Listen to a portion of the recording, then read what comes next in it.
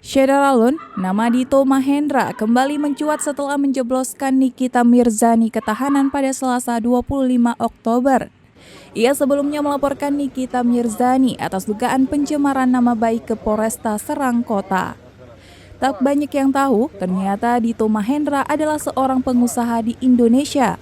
Pria dengan nama lengkap Mahendra Dito Sampurno itu merupakan kekasih dari penyanyi Nindi Ayunda. Tidak diketahui secara pasti bisnis apa yang digeluti Dito Mahendra, namun keluarganya disebut-sebut sebagai pemilik Taman Mini Indonesia Indah. Dikutip dari bangkapos.com, Dito juga dikabarkan memiliki rumah mewah di kawasan elit di Jakarta Selatan. Dito Mahendra mulai berurusan dengan Nikita Mirzani saat namanya disebut dalam Instagram story artis tersebut.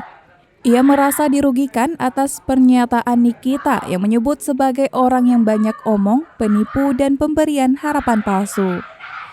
Dalam perjalanan kasus ini, Nikita sempat 2 kali mangkir dari panggilan penyidik. Ia pun dijemput paksa oleh polisi di sebuah pusat perbelanjaan karena dianggap tidak kooperatif. Meski begitu, Nikita lolos dari penahanan karena pihaknya mengajukan penangguhan. Alasan karena Nikita masih memiliki 3 anak yang butuh pendampingan ibunya. Namun, pada Selasa 25 Oktober kemarin, Nikita Mirzani resmi ditahan di Rutan Kelas 2B Serang, Banten. Penahanan dilakukan karena berkas perkara tahap kedua sudah diserahkan ke Kejaksaan Negeri Serang.